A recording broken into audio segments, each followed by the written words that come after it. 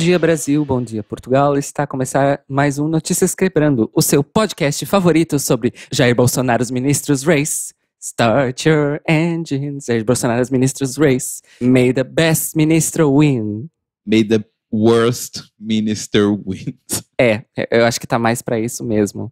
De notícias do The Library is Open. Eu sou Cairo. Eu sou Telo. E nós começamos direto no Manicômio Brasil S.A. de hoje, que tem uma notícia... manicomial, eu diria.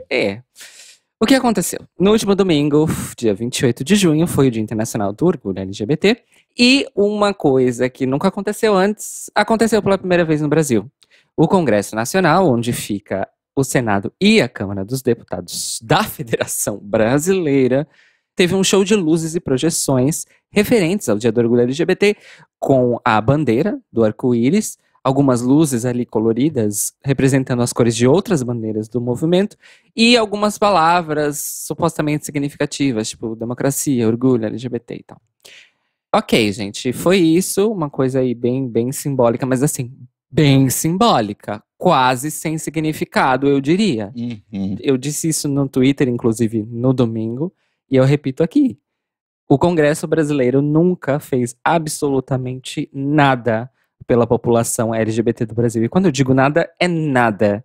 0 mais 0 mais 0.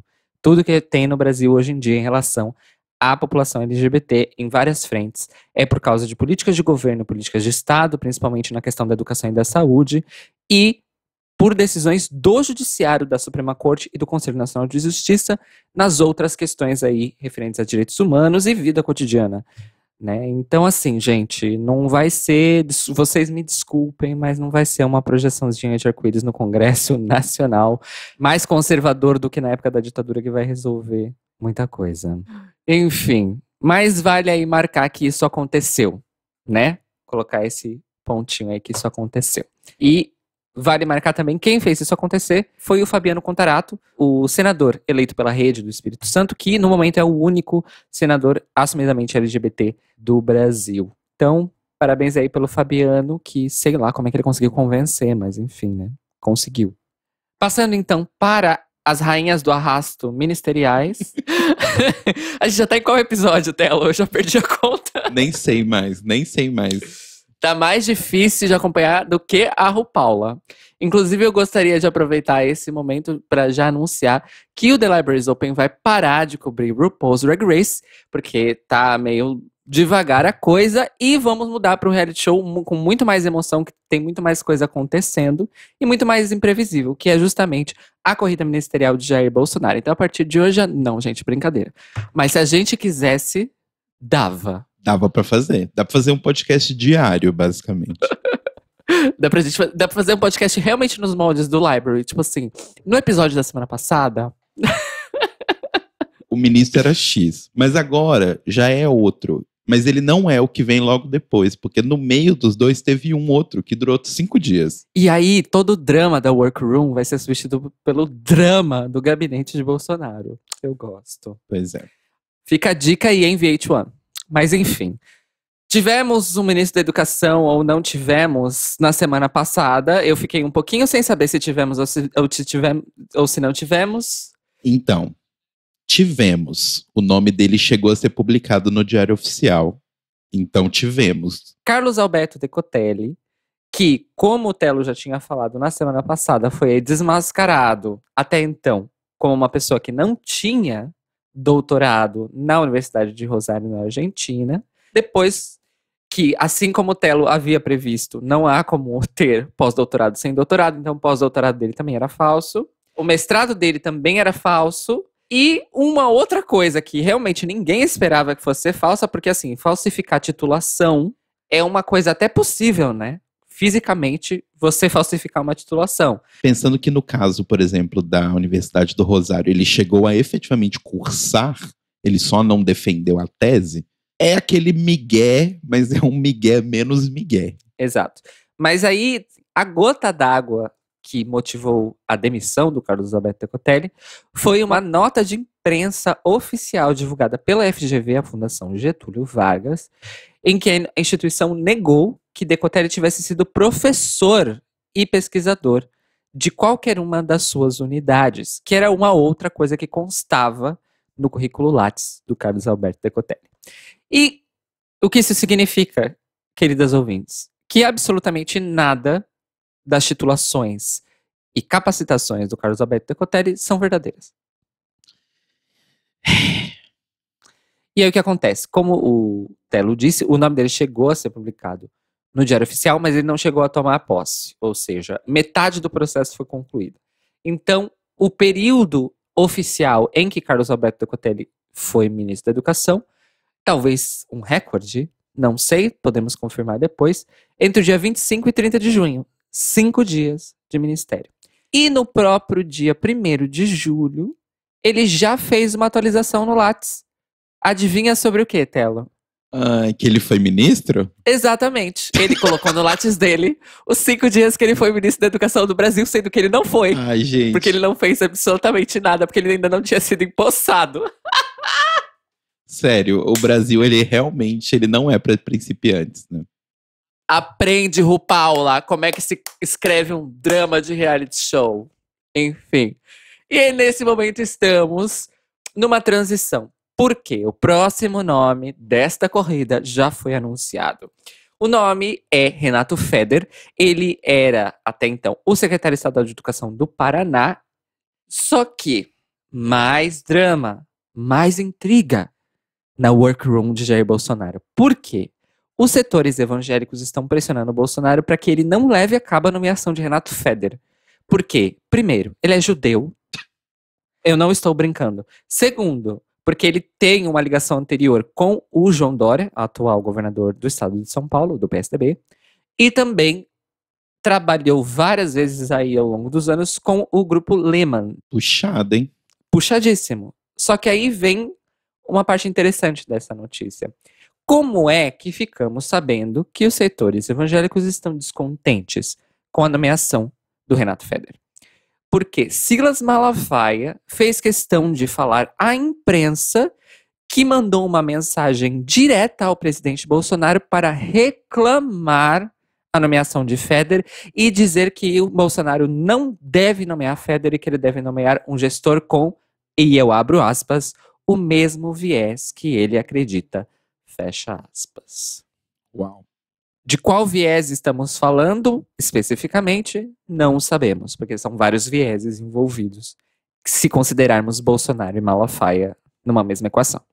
Até o fechamento desta edição, no dia 4 de julho de 2020, não sabemos ainda a conclusão desta história.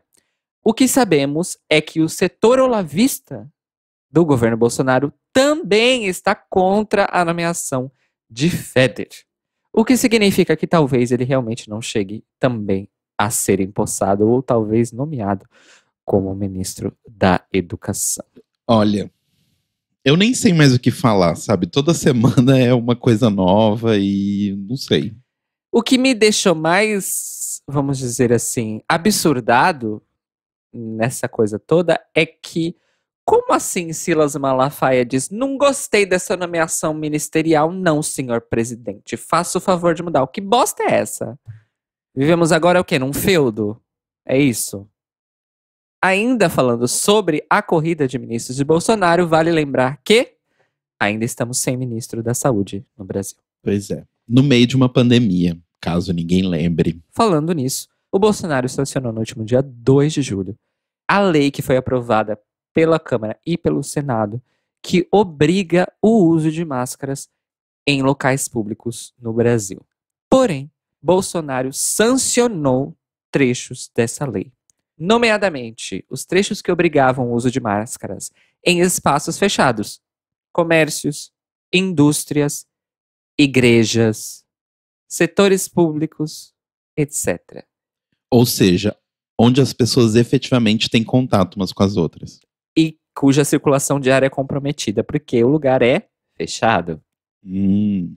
Além disso, ele também cortou 2 outros trechos. O primeiro, que dizia que os estabelecimentos seriam obrigados a fornecer máscaras gratuitamente aos seus funcionários. Bolsonaro disse não. E o outro é que obrigava o poder público a fornecer máscaras à população vulnerável economicamente, ou seja, também Não. Basicamente o que sobreviveu, que é obrigatório o uso de máscaras em espaços públicos, transportes públicos, incluindo transportes particulares, táxis, carro de aplicativo, ônibus, aeronave, embarcação, etc e tal. Então, é basicamente isso, gente. Ele fez, assim, o mínimo, e vale ressaltar que se ele não tivesse feito esses cortes, ele próprio ia ser obrigado a usar máscaras o tempo inteiro. E fica uma questão, né? Porque assim, ele sancionou isso e o governo não vai fornecer máscara para a população vulnerável. Então, a população que vive em situação de rua vai fazer exatamente o quê? Ser presa porque está sem máscara? Pois é, essa é uma grande questão. As pessoas que estão em situação vulnerável e que queiram se locomover, que é uma coisa básica, não vão poder acessar transportes públicos. E também não vão poder acessar espaços públicos. E repetindo, seguimos sem ministro da Saúde no Brasil. E caminhando para 120 dias de isolamento. Para quem está cumprindo, né? Porque quem não está cumprindo... Para terminar, então, o Manicômio Brasil de hoje, a gente tem uma notícia triste. O atendente de guichê rodoviário João Victor da Silva Pedroso, de 22 anos, morador da cidade de Lucas de Rio Verde, a 330 quilômetros de Cuiabá, sofreu uma agressão homofóbica de uma mulher que se dizia serva de Deus. Estou fazendo aspas com ela. Ela começou xingando ele de viado, aquela coisa básica, e partiu para agressões físicas. Apesar da própria mulher, referida aqui na notícia pelas suas iniciais, RRT, de 42 anos, ter alegado logo após o incidente que ela tem transtornos psicológicos, o Lucas diz que vai fazer uso dos seus direitos, principalmente depois da decisão do STF, e vai levar para frente o processo que vai mover contra a RRT. Segundo o João Victor, ele vai levar isso para frente pelo seguinte motivo, abre aspas, eu não sei se o processo vai ser direcionado a ela ou a quem tem a guarda dela, mas eu quero justiça, eu não quero dinheiro. Se alguém tem a guarda, como deixou sair sem supervisão? Não deu remédio? Então vou levar adiante, sim. Ainda na situação do caso, o João Victor relatou à imprensa do Mato Grosso que se sentiu muito inseguro e desprezado, porque absolutamente ninguém que estava em volta interviu a favor dele, nem que fosse para conter a ação desta mulher aí que o atacou. Ele também disse que só teve algum tipo de ajuda quando chamou a polícia, lembrando que ele estava no local de trabalho, que é a rodoviária da cidade, e alguém filmou a agressão, tem um vídeo da agressão, e mesmo essa pessoa que filmou não interviu em nenhum momento para ajudar o João Victor. Ainda bem que ele não ficou com nenhum tipo de ferimento grave, né? Apesar da agressão física, ele conseguiu se defender bem. Mas vamos então aí acompanhar, porque agora com essa decisão do STF, aí é que a gente vai ver como é que os tribunais do Brasil, as varas, enfim, vão lidar com esse tipo de caso. Se vão fazer valer a decisão do STF ou não. Mas boa sorte aí pro João Victor, espero que tudo dê certo e ele consiga resolver essa situação. E se a pessoa que agrediu realmente tem questões psiquiátricas, que ela receba o tratamento adequado, para ela não sair por aí agredindo as pessoas. Puxado, né? E agora a gente vai continuar em assuntos puxados também, porque a gente tem mais um Boletim Drag Race, o seu drops semanal de RuPaul's Drag Race e correlatos. E a gente começa bem TV Fama, vamos colocar assim, para contar para vocês que apesar aí das temporadas seguidas de RuPaul Drag Race, RuPaul tá na crista da onda. Esses dias atrás o Norman Reedus, aquele ator lá, acho que ele é de Walking Dead e ele também é o personagem principal do último jogo aí do Kojima, do Death Stranding, falou que estava assistindo Drag Race, que estava adorando e tal. Enfim, apesar disso tudo, RuPaul Charles foi lá nas redes sociais, depois de ter ficado um tempinho parado, um tempinho sem postar nada, e simplesmente deletou o seu Twitter. Deletou todos os tweets primeiro e depois apagou a conta. E não só apenas isso, mas RuPaul também deletou todas as fotos do seu Instagram. Porém, o Instagram, ela não apagou a conta, Porém, eu queria deixar aqui uma observação interessante, que talvez seja aí um caminho para a gente tentar entender, é que a foto oficial do RuPaul agora no seu Instagram não é mais da drag queen RuPaul, mas sim do RuPaul Charles. É isso, gente, assim, não temos mais muitas informações sobre o assunto. Eu imagino que essa troca de foto seja um, talvez, direcionamento. A gente sabe que a RuPaul já tá bem de saco cheio de se montar há bastante tempo, e a gente já comentou várias vezes, é compreensível. Ela estando aí com seus 60 anos de idade, já não tá mais afim, já não quer, eu acho que é extremamente entendível, porém ficou todo mundo meio com essa cara de what the fuck? Tem gente achando que foi por causa do lance da briga com a Pablo, que a gente até comentou na semana passada, que não foi uma briga, como sempre os fãs de Drag Race inventaram uma briga onde não tinha.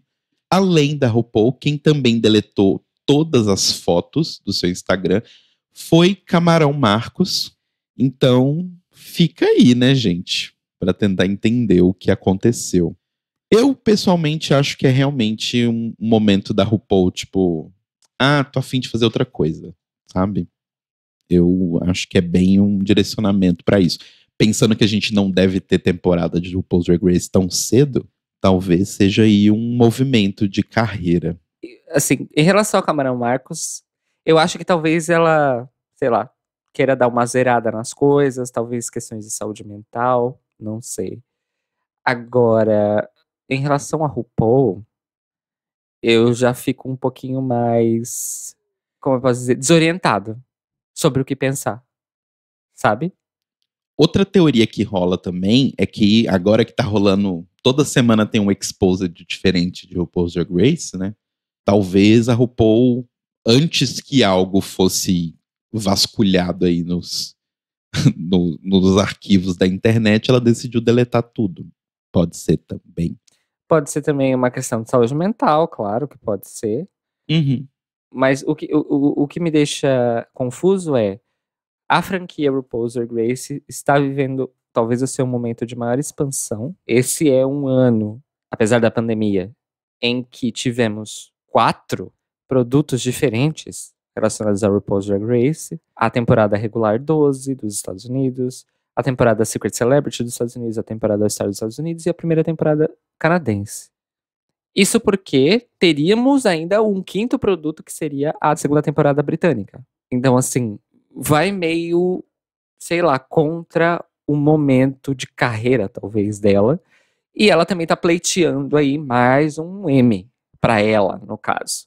Então, assim, confusíssima estou com essa atitude. Eu cada vez mais sinto que é um movimento que a gente vê a RuPaul fazendo há um certo tempo, que é, eu já criei uma máquina de dinheiro bem azeitada, e agora o formato talvez seja esse, dar uma pausa, ela viver a vida dela lá com o George um pouquinho, fazendo um fracking, e enquanto isso a franquia se expande, começa a aparecer um monte de Drag Race de um monte de país diferente, tipo American Idol, sabe?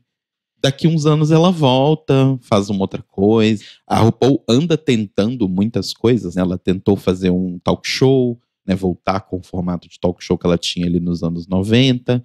Fez série também, fez a série dela na Netflix. Então, assim, eu acho que a RuPaul tá tentando se expandir e eu não consigo julgá-la por isso, sabe? Eu acho que se ela tá de saco cheio, eu concordo muito com aquele comentário da Kátia, que eu citei um dia desses para trás, que nada mais triste do que alguém que está se montando com 60, 70, 50, 80, a idade que seja, e não tá mais afim, sabe?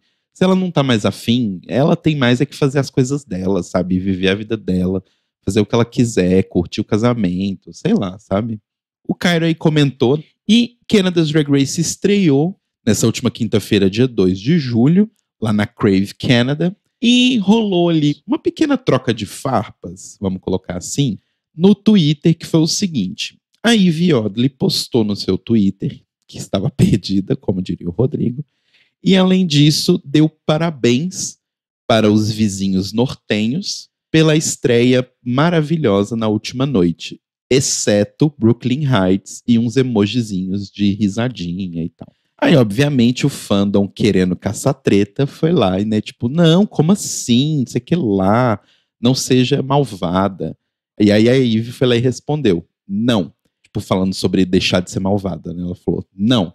Ela tava muito educada, muito doce, muito maravilhosa, pra minha opinião. Ou seja, era só uma brincadeira. Como é bem óbvio, eu acho, da gente perceber pelo próprio tweet, mas a gente sabe que o fandom tem uma dificuldade de entender ali. E aí algumas pessoas responderam esse tweet dela falando nada, tipo, como assim doce? Tipo, como assim? A Brooklyn não é isso tudo. Ela tava toda dura, não tava natural, blá blá blá blá blá blá. E aí a Ivy respondeu a isso. Talvez eu esteja sendo enviesada, porque a nossa host nunca fez contato visual, a menos que ela cheirasse um momento digno de M. Girl!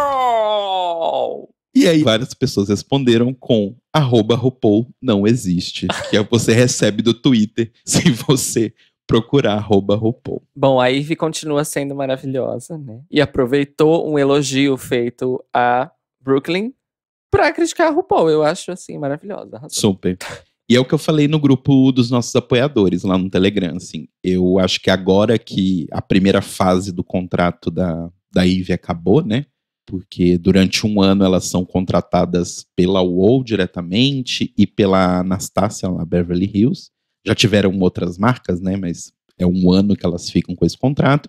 E depois o contrato vira um NDA básico, assim, mas é mais relacionado a, tipo, bastidores de gravação, essas coisas. Ela aproveitou que esse contrato acabou tem um mês e falou, quer saber, foda-se. E botou a boca dela no mundo. Tá certa. Eu, por mim, essas drags se juntava tudo e desbancava a RuPaul e a UOL.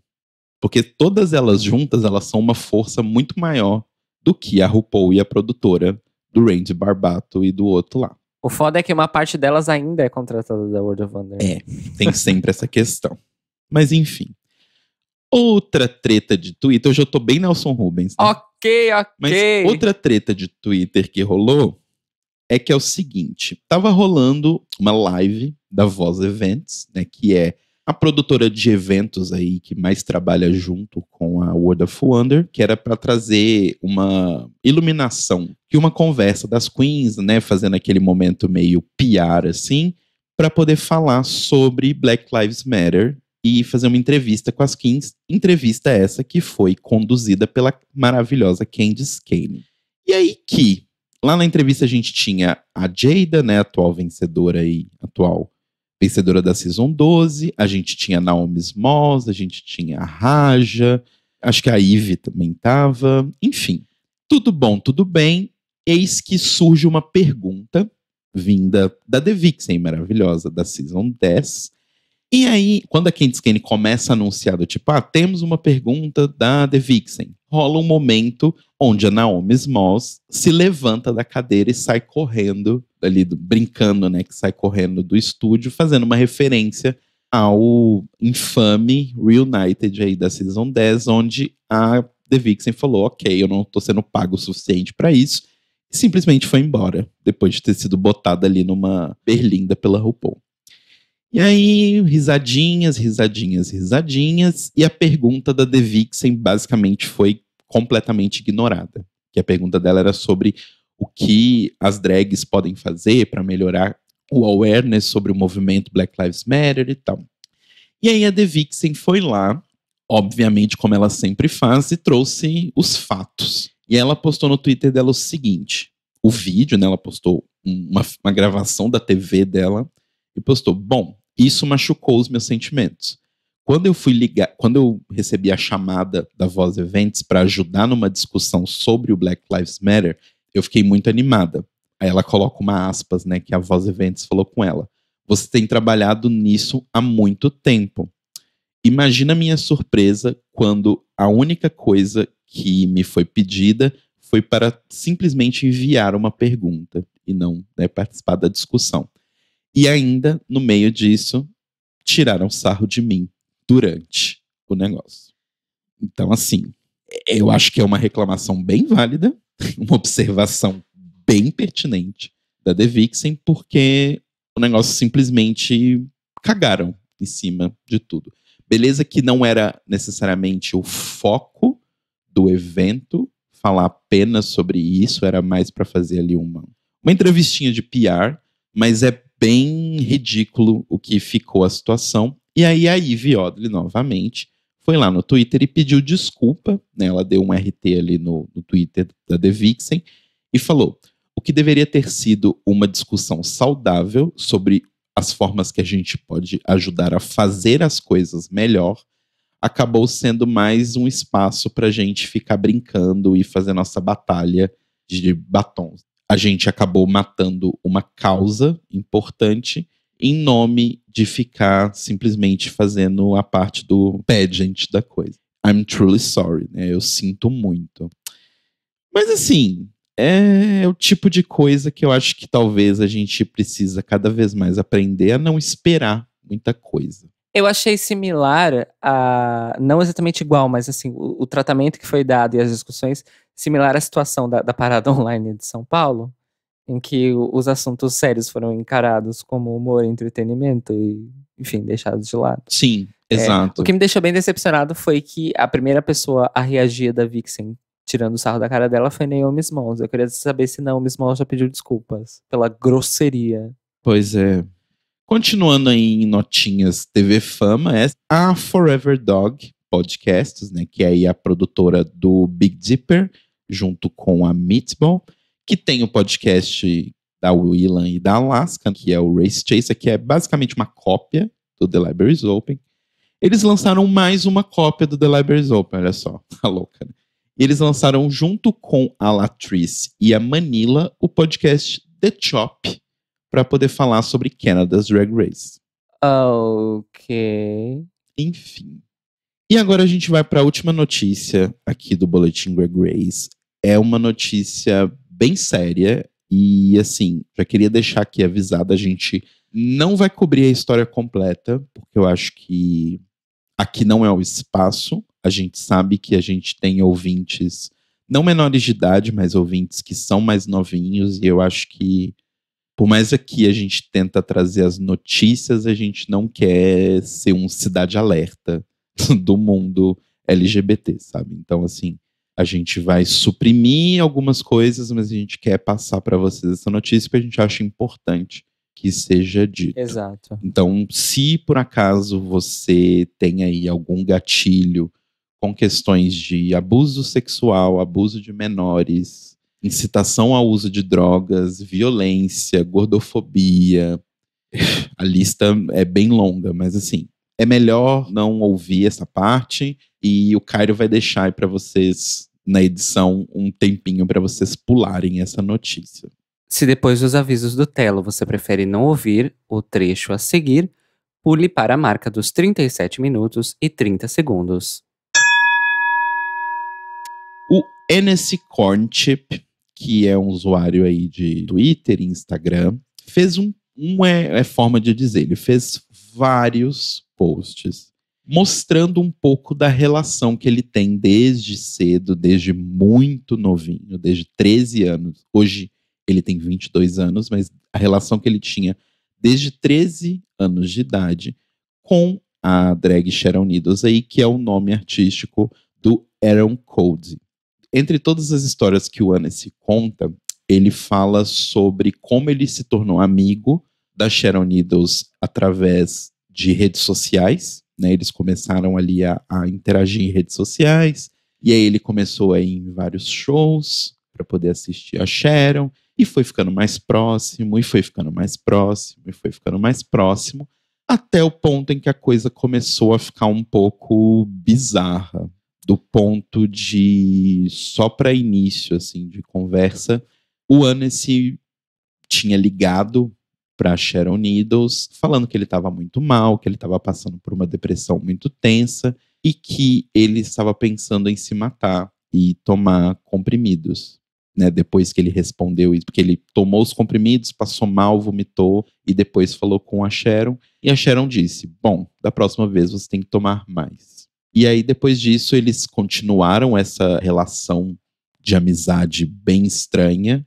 E tudo começou efetivamente a ir por água abaixo quando eles se conheceram pessoalmente mesmo, assim, que foi quando o Annecy tinha 15 anos e ele foi num cruzeiro de Drag Race. Eu não sei qual é o cruzeiro exatamente, mas se a gente pegar as idades e os fatos, porque ele apresenta bastante fatos, e for batendo informações, a gente tem mais ou menos exatamente até inclusive qual foi o evento que aconteceram as coisas. Nesse evento, ele começou a ficar muito próximo da Sharon, inclusive chegando aí para a cabine com a Sharon e tal, até chegar no ponto em que a Sharon simplesmente ficava oferecendo bebida e drogas para ele o tempo inteiro, e ele falava que ele não queria e tudo mais, mas a Sharon continuava, até que chegou um ponto, quando o Annecy contou que a mãe dele já tinha soprado fumaça de maconha para ele, para poder lidar com a ansiedade e tudo mais, Sharon simplesmente pegou ele pelo pescoço ali e forçou um beijo e jogou fumaça de maconha na boca de uma criança de 15 anos de idade. Além disso, entre outras coisas que ele conta, ele fala de todas as vezes em que a Sharon passava a mão nele. Nessa situação também na cabine, ele acabou se abrindo para Sharon, porque ele tinha uma depressão muito forte e na época a Sharon também estava passando por um momento bem difícil, porque tinha sido logo após o término da Sharon com a Alaska. E ele mostrou os cortes que ele tinha no pulso, por exemplo, e a resposta da Sharon para os cortes no pulso é: você cortou na direção errada. Então, assim, eu vou falar para vocês, eu não consegui ler absolutamente tudo. É muito pesado, envolve muita gente. Inclusive, eu acho que assim, a primeira das coisas é como um cruzeiro que permite menores de idade simplesmente não oferece uma segurança do ponto de que basicamente todo tipo de droga possível Sharon usou na frente dessa criança, sabe? E aí tem o fato de que o Annecy encontrou a Michelle Visage também nesse cruzeiro e contou para Michelle Visage o que tinha acontecido. Então, assim, tem muita gente envolvida, sabe? E tem outras coisas, do tipo, Sharon mandando fotos nudes, né? Fotos pornográficas, tanto dela quanto de outras pessoas pro Annecy, passando a mão no corpo do Annecy. Tem um relato, inclusive, num dia que eles brigaram durante um show e a Sharon simplesmente deu um tapa na cara do Annecy, na frente de todas as pessoas. E isso, na época, saiu uma reportagem falando que a Sharon tinha feito isso. Só que, na época, ninguém conhecia o Annecy, então, tipo, ficou uma coisa meio assim, quem é essa pessoa? E assim, ele meio que descreveu tudo, ele fez um documento de Google Docs que tem 24 páginas, com texto, fotos, trocas de mensagens, trocas de marcação de foto no Facebook, no Instagram, fotos dele com a Sharon. Então, é bem pesado, é bem pesado. E eu imagino que vai acontecer alguma represária jurídica nesse processo, porque aparentemente o Annecy é uma pessoa bem quebrada, tipo, realmente ele foi bem afetado por tudo que aconteceu, e ele continua todos os dias postando e postando e postando mais provas e coisas que ele conseguiu angariar aí nesses 5, 7 anos de amizade dele com a Sharon Needles. Eu não vi nenhuma declaração da Sharon, eu não acho que tem alguma declaração a ser feita que possa mudar alguma coisa, mas vamos ver aí o caminho que vai seguir isso, porque se a coisa realmente for levada para um ponto de realmente haver um processo, tem muita gente envolvida. Tem pessoas que sabiam que isso acontecia, tem vídeo onde a gente vê Annecy, Alaska e Sharon antes do término, tem essa conversa que o Annecy teve com a Michelle. Então, assim, pessoas sabiam sobre isso. Se a Michelle sabia sobre isso, por que ela não avisou a organização do evento? Sabe? Por que o evento não fez nada? Então, assim, tem bastante coisa. Como eu falei, são 24 páginas de texto e fotos e prints e muita coisa. Eu não sou uma pessoa que normalmente costumo me afetar tanto por gatilhos, mas esse texto é uma das coisas mais difíceis que eu tive que ler para poder fazer pauta do The Libraries Open. Eu nem consegui terminar de ler tudo, mas a gente vai deixar o link avisando para vocês que não é uma coisa saudável, assim, sabe? A primeira página já poderia ser levada num tribunal para poderem acusar Sharon Needles de 5 Olha, o que eu tenho crimes pra dizer é diferentes. assim, eu só na primeira comecei a página. ler e eu acho que eu não passei do terceiro parágrafo. Eu realmente acho que a gente vai ter mais aí desdobramentos dessa coisa toda. E ainda que a gente elimine completamente a questão judicial, a questão legal, a questão mais jurídica da coisa, era uma criança de 15 anos de idade, que claramente, pelo que você acompanha nas redes sociais, é uma pessoa que tem problemas psicológicos e fala sobre ter problemas psicológicos, e eu acho que a coisa é bem mais séria só do que uma questão criminal ou não. Acho que a gente está falando aqui de uma pessoa de 30 anos de idade que simplesmente fez um monte de coisas que você não deveria fazer nem com um adulto, ela fez com uma criança de 15 anos. A gente vai deixar o link do Instagram do Annecy para quem quiser ler. Ele tem vários prints e várias coisas. Mas, novamente, gente, avisando, eu tô falando muito sério aqui. Se você é menor de idade, não leia, por favor. Tem coisas realmente bem pesadas. Não é só porque a gente não acha que vocês têm capacidade de entender. Não é isso. É realmente assim, para pessoas que têm gatilho com relação a todas essas coisas que eu falei, de abuso, a uso exagerado de drogas, a tentativa de suicídio e tudo mais, evitem mesmo. É bem tenso mesmo. E com isso acaba o boletim Greg Race dessa semana. Vamos então para a nossa editoria internacional. Começamos nos Estados Unidos. Apesar da parada do Orgulho de Nova York ter sido cancelada esse ano por causa do coronavírus, um grupo independente de pessoas ainda resolveu marchar para não passar em branco aí o Dia Internacional do Orgulho LGBT e marcar os 51 anos da revolta de Stonewall. Então, um grupo, maioria de jovens, marchou por algumas ruas de Nova York com um tom de protesto interseccional, falando sobre a questão das pessoas queer, claro, mas também trazendo a questão das vidas negras, do Black Lives Matter, das pessoas trans e também a campanha para que a polícia perca financiamento. Nesse caso, especificamente em Nova York.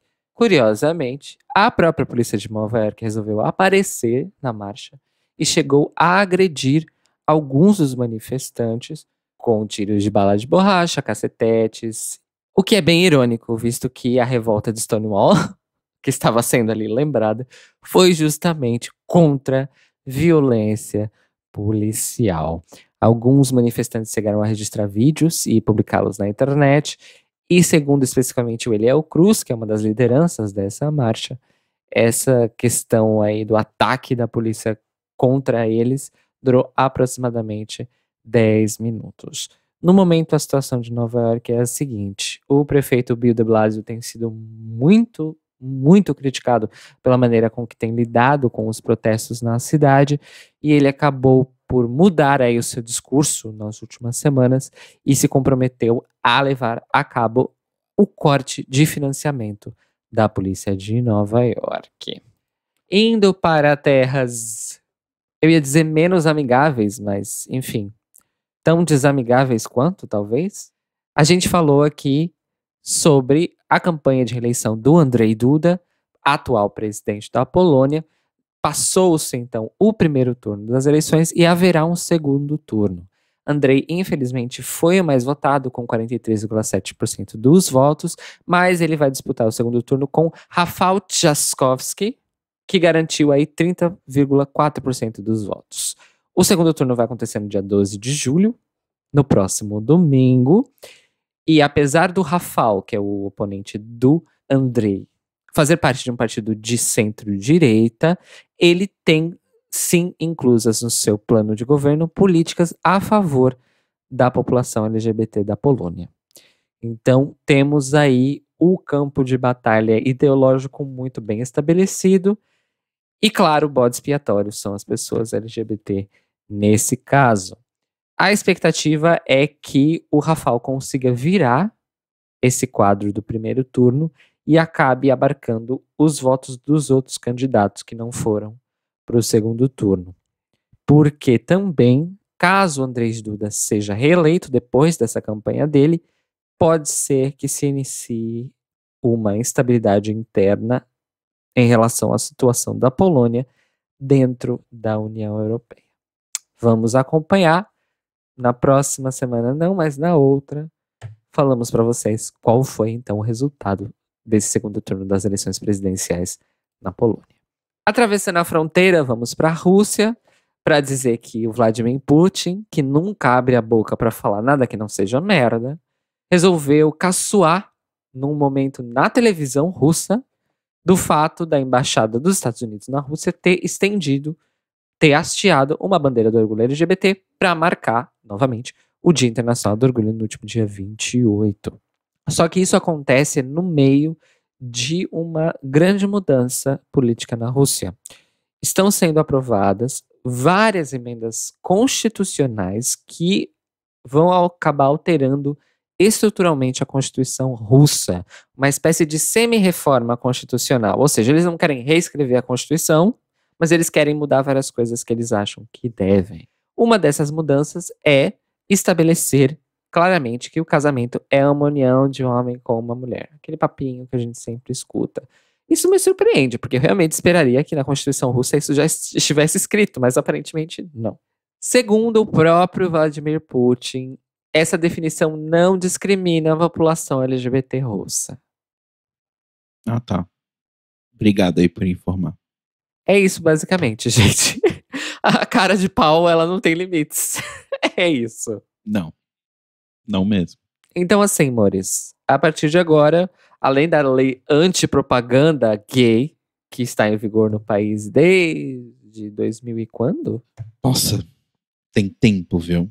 Tem tempo. Em efeito, agora terá uma cláusula constitucional no país que proíbe o casamento entre pessoas do mesmo sexo e do mesmo gênero. Para terminar, nós temos então um caso da Coreia do Sul.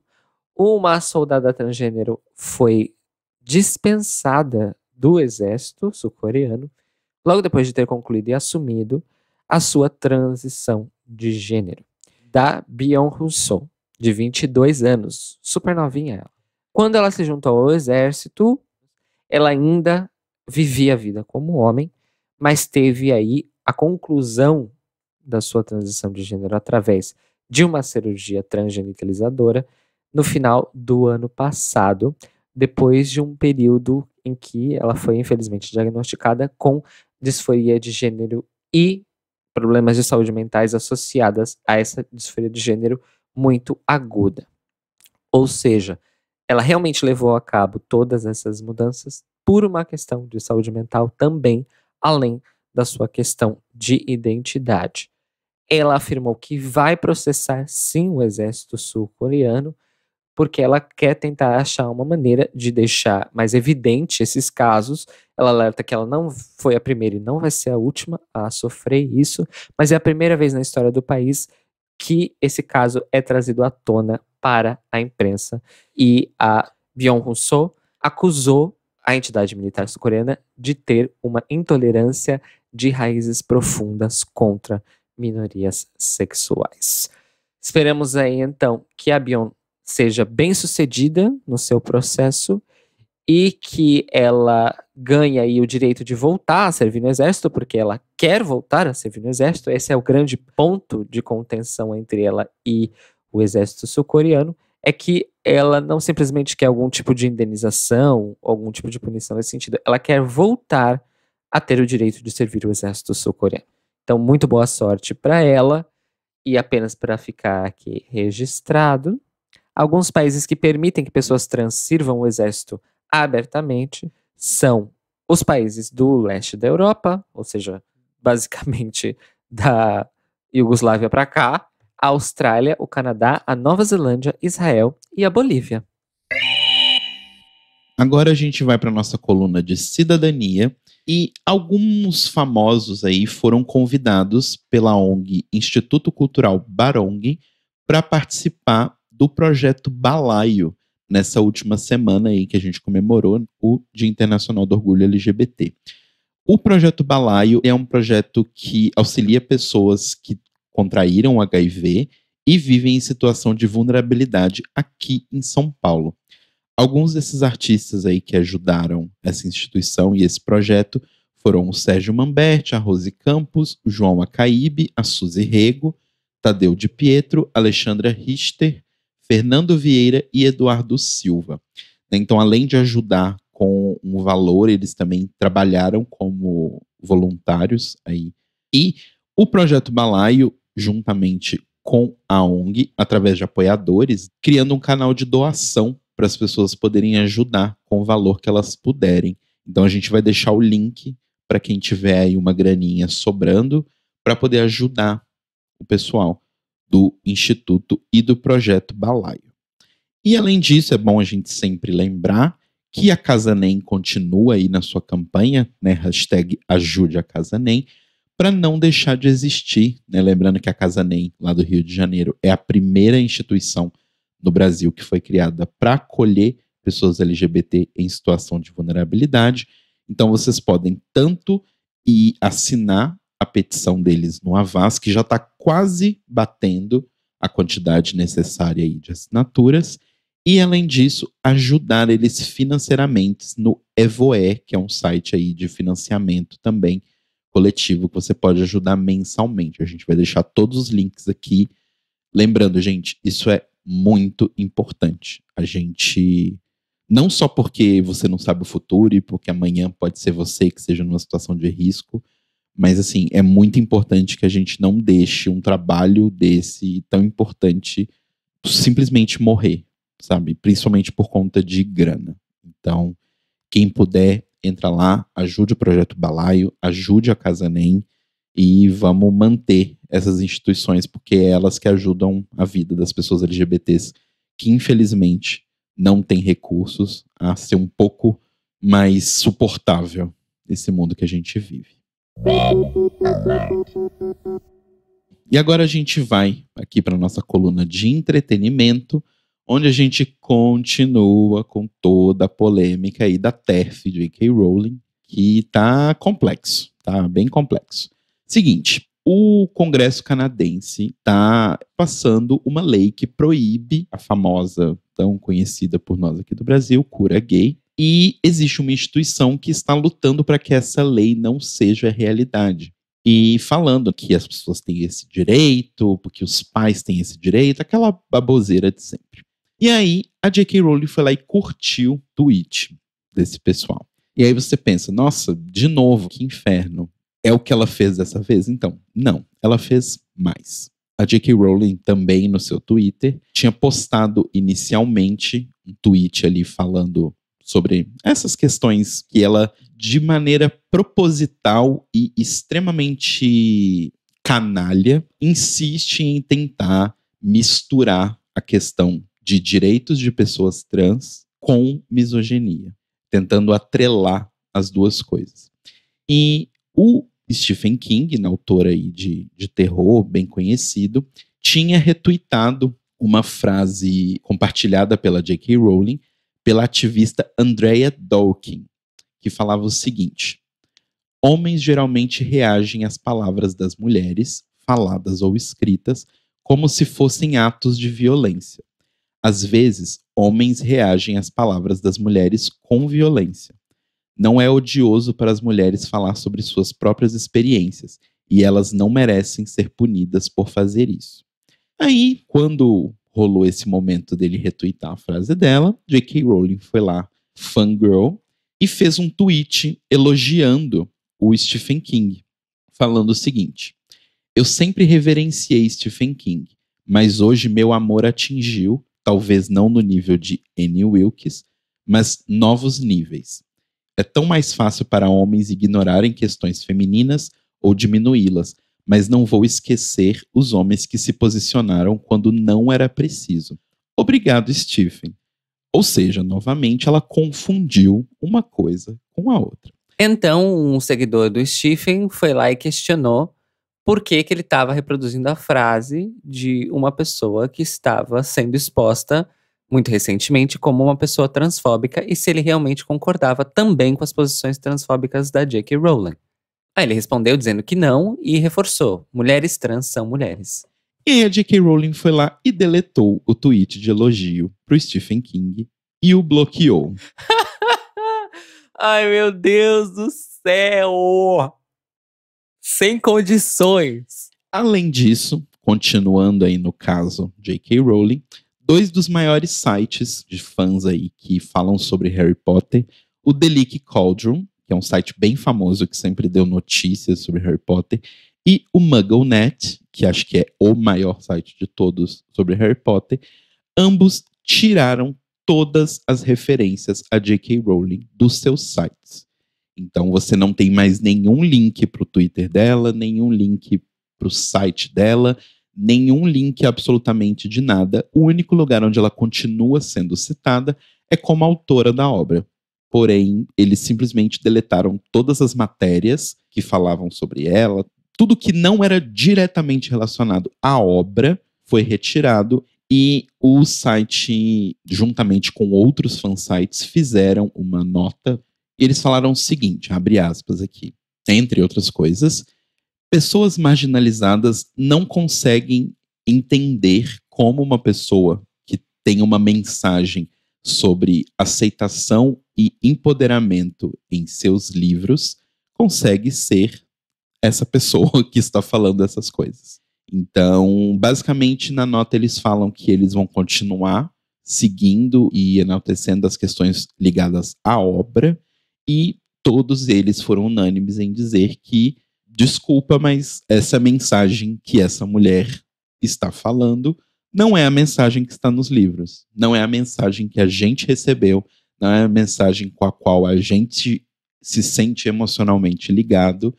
Então, a gente simplesmente vai ignorar o fato de que foi ela que escreveu e, basicamente, eles não dizem isso, mas reclamando a obra para si mesmos. A obra é nossa, a obra não é dela, não é dessa TERF, é nossa. Eu acho bem forte esse posicionamento e importante dele ter acontecido tão rápido e de forma corajosa, porque esses sites têm uma ligação de anos e anos e anos com a J.K. Rowling. E, além disso, para pessoas que talvez ainda estejam aí perdidas e acham que, mas ela tem um ponto, porque ela tá falando sobre a questão das mulheres serem ignoradas e tal. A Advocate fez uma entrevista com a Cindy Rizzo, que é uma ativista e filantropa LGBTQ que vive em Nova York, e a Roy Thorpe, que tem 57 anos e vive no Oregon, em Portland. Ela presta consultoria sobre questões de justiça social para empresas e tal. Ambas são lésbicas, ambas são feministas desde muito novas, como eu falei, elas já estão aí, uma com 57 anos e a outra com 64, e elas fizeram essa entrevista para a Advocate falando por que essa tentativa da J.K. Rowling de dizer que você aceitar pessoas trans é misoginia, é uma completa e total bullshit. Então a gente vai deixar o link aí da Advocate. Infelizmente a matéria tá em inglês, mas não tá um inglês muito complicado, não tem muitas expressões e tal.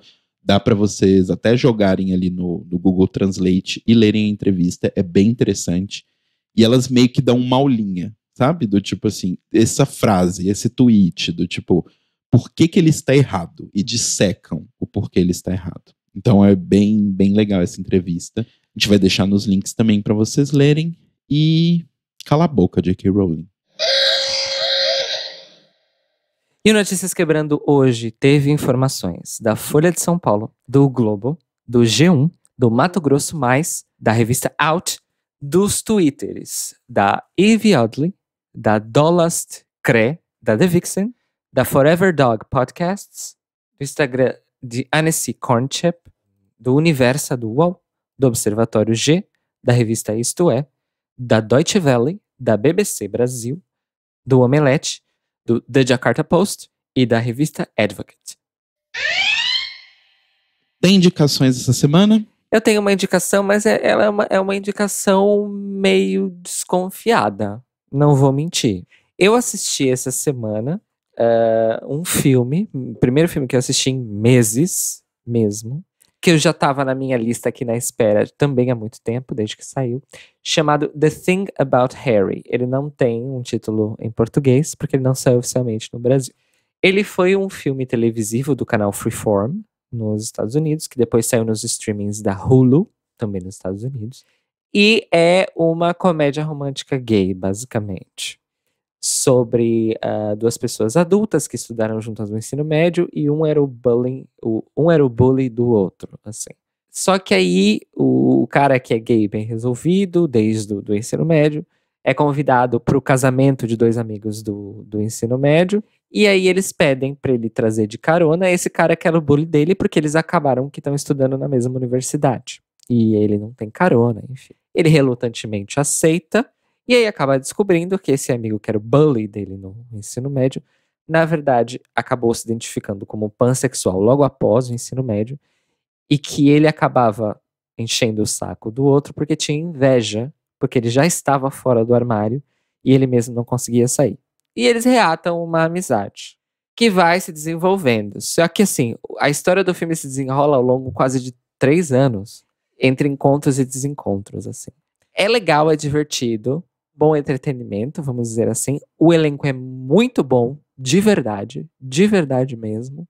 Mas, né, comédia romântica, não dá pra esperar muito também. Então, assim, se você quer alguma coisa divertidinha, pra achar, ai, que fofinho, tal, mas não está esperando grandes inovações, grandes insights, grandes, sei lá, novidades na vida, eu recomendo. É legalzinho, às vezes, a gente assistir essas coisas que são tão triviais e toscas pros héteros, mas, tipo, uau, saiu uma comédia romântica gay e ainda é novidade, sabe? Tipo, inclusive aqueles que a gente assiste falar, eu perdi 1h30 da minha. Então, mas que é o caso do começo ao fim, aquele filme brasileiro, mas não é Sim. o caso deste filme. Eu não considerei meu tempo perdido nesse filme. Eu fiquei meio meh com algumas decisões de roteiro, mas enfim, né? Eu sou chata também, nesse sentido. Mas, gente, se eu me diverti, então vale a pena. The Thing About Harry, que é mais ou menos um trocadilho, uma referência com o título original do Quem Vai Ficar com Mary. Lembra daquele filme com a Cameron Diaz? Sim, eu gosto. Quero descobrir quem vai ser a Meg Ryan dos filmes comédia romântica gay. Que é aquele ator que vai fazer absolutamente todos os filmes comédia romântica. Bom, eu tenho bastante indicações, 3 principais, mas vamos lá. A gente começou, eu e Rodrigo, a assistir This Is Us, finalmente, depois de termos sido indicados aí por várias pessoas para poder assistir. Começamos a assistir na Amazon Prime e eu vou dizer uma coisa. Eu acho que eu nunca vi uma série tão triste, porém feliz. Sabe aquela coisa do tipo... Tem coisas muito tristes que acontecem, mas você consegue entender o porquê aquilo tá acontecendo e não é, tipo, drama forçado, sabe? Uma coisa do tipo Grey's Anatomy, sabe? Do tipo, todas as pessoas morreram num acidente de avião e tal. São realmente situações da vida que acabam acontecendo e você consegue fazer uma relação muito próxima com você. Da mesma forma como Modern Family consegue representar uma família rica de uma maneira engraçada, porém realista, eu diria que This Is Us consegue representar uma família rica de uma maneira triste e realista. Faz sentido o que eu falei pra você? Faz todo sentido, porque eu concordo com essa percepção. Eu tive a mesma percepção quando eu comecei a assistir, e foi uma das coisas que me agradou muito. Mas assim, muito mesmo. Muito, muito mesmo.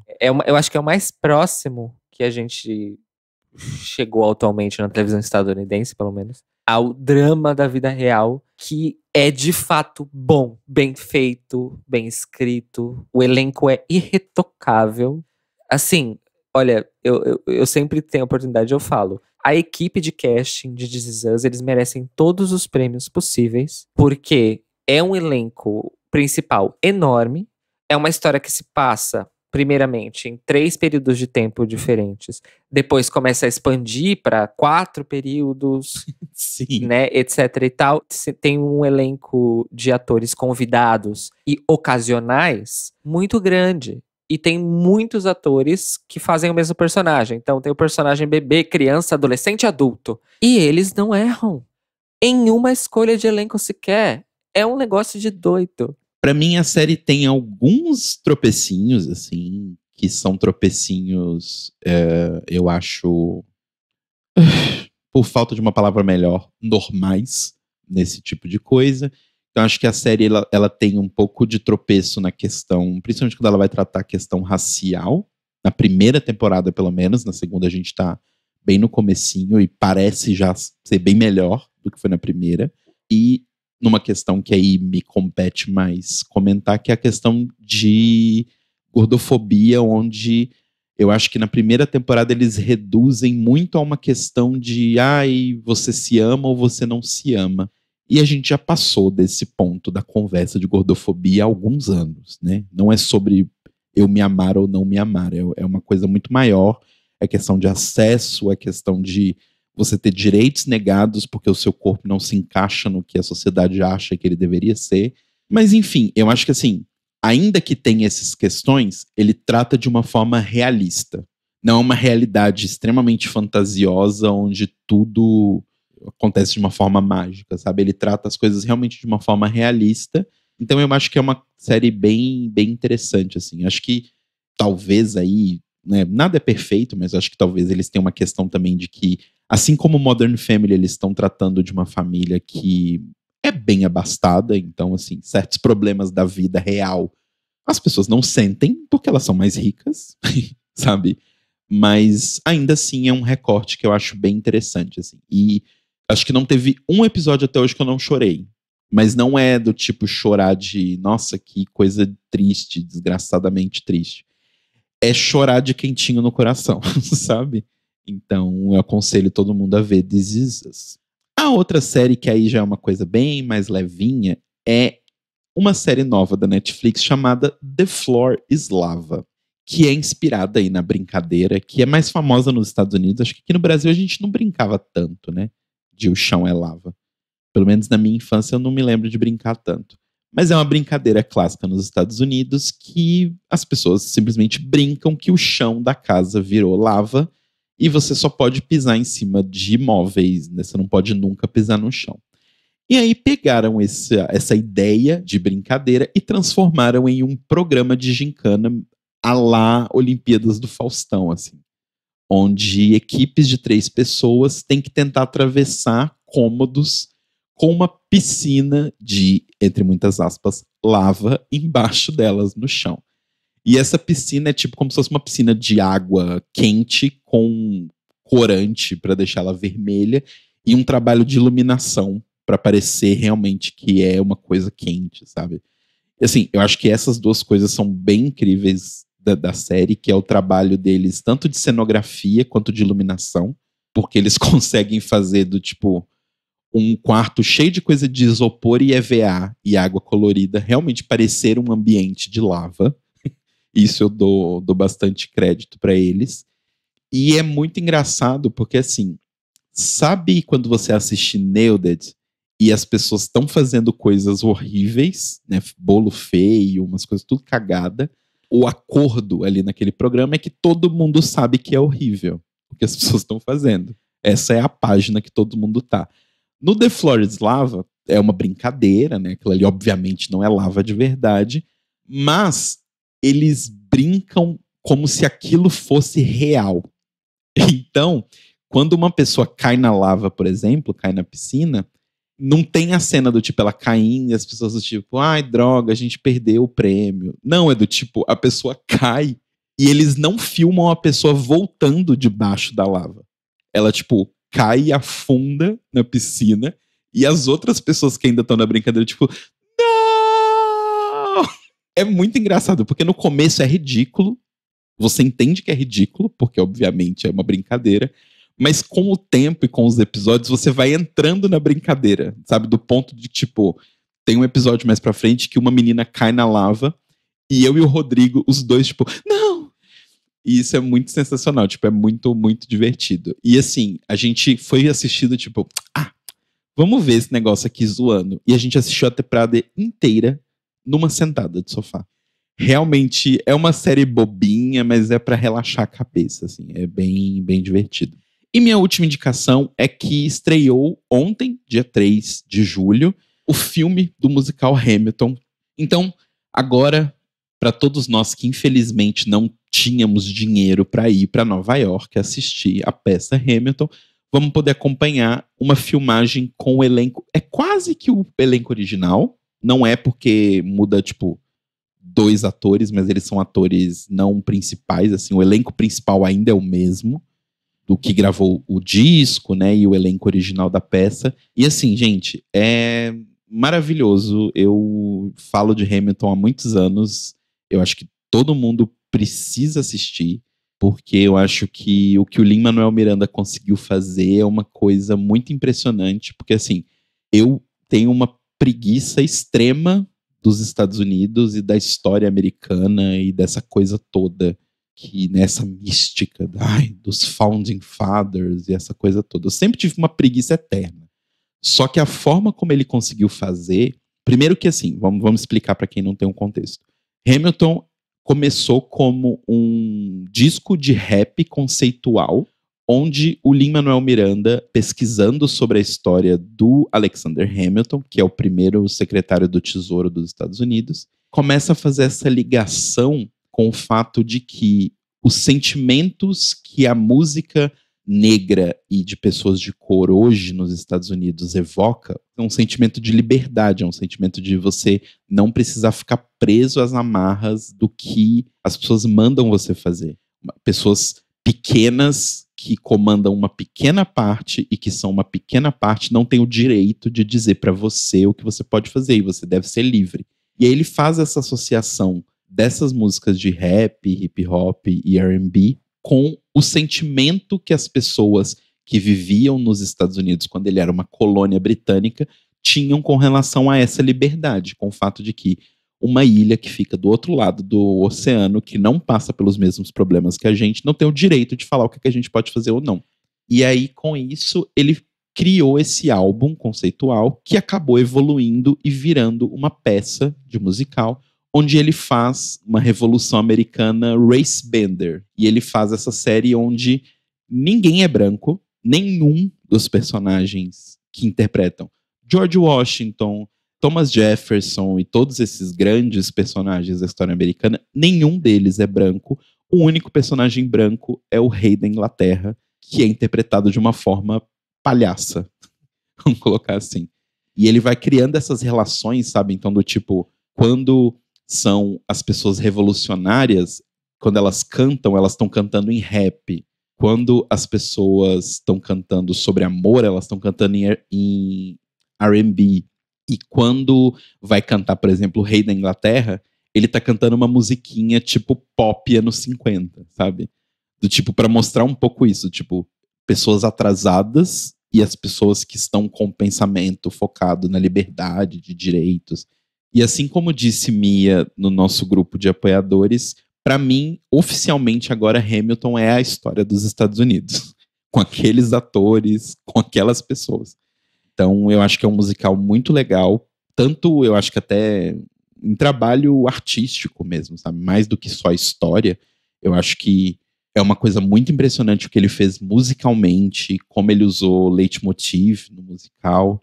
Eu acho que é uma grande aula para as pessoas sobre como construir narrativa com música. E fora que cenário é incrível, a forma como eles fazem todas as cenas muito bem feitas num espaço ali, com poucas coisas, com iluminação. É muito legal. Então, recomendo a todos. Tá no Disney Plus só, mas, né, todo mundo sabe se virar para poder conseguir. Então, assistam.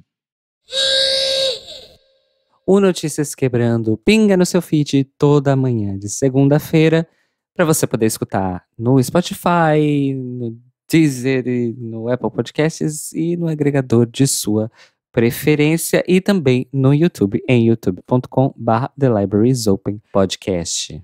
E se você quiser especular com a gente aí por que a RuPaul apagou tudo do Twitter e do Instagram dela, manda um e-mail pra gente para contato@thelibrariesopen.com.br ou entra no nosso site ou no nosso canal de YouTube, youtube.com/thelibrariesopenpodcast, e compartilha com a gente a sua opinião no post deste episódio. Lembrando que no Twitter e no Instagram nós somos o Tlio Podcast e que você pode ajudar a gente financeiramente lá em apoia.se/thelibrariesopen. E nós nos ouvimos e nos falamos novamente hoje à noite, a partir das 21 horas, horário de Brasília, e 1 da manhã da terça-feira, horário de Lisboa, ao vivo em youtube.com/thelibrariesopen, para comentar o Snatch Game of Love da 5ª temporada do All Stars da Corrida das Drags da RuPaula. E teremos convidadas hoje, não é mesmo, Telo? Exato. Quem serão as convidadas? Esteja conosco para saber, para participar do chat, para ganhar beijos. E nos vemos mais tarde. Bom dia, boa segunda. Bom dia, gente. Boa semana.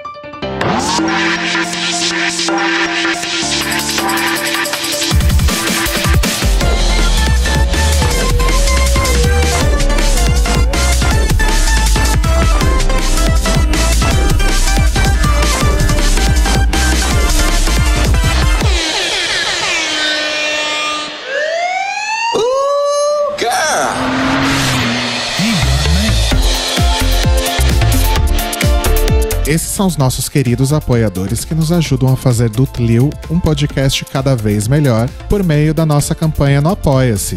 Obrigado, amores! Rafa Bibi, Ivan Ribeiro, Tonho Esteves, Leandro Bacelar, Tiago Querentino, Fúvio Bassalobre, Sérgio Araújo, Thaís Alves, Fred Pavão, Lucas Alves Romeiro, Gui Gonçalves, Mia Brandão, Jean Prado, Pandora, Maíra Bueno, Inês Barreto, Cacita Alves, Bia Souza, Valdir, Manuel Carneiro, Letícia Ferreira, Vitor Vilaverde, Arthur Mois, Raboni Santos, Vini Souza, Edgar Torres, Malu Vieira, Inoue, Duda Zanini, Luiz Oeste, Juliano Lopes, Brenner Guerra, Tata Finoto, Malcolm Bauer, Pietro, Senhor Basso, Rafael Pinho Pradella, Isa de Sales, Feliciano Silva, Nájila Sanderson, Glessi Jatobá, Danilo Cursino, Marcos Vinícius Barbieri, Anderson Ribeiro. E se você quer ouvir o seu nome no final de todos os nossos episódios, vai lá em apoia.se/thelibrariesopen, confira as nossas metas, escolha suas recompensas e se torne uma apoiadora do The Library is Open. Este podcast faz parte do movimento LGBT Podcasters. Conheça outros podcasts através da hashtag LGBT Podcasters ou do site www.lgbtpodcasters.com.br.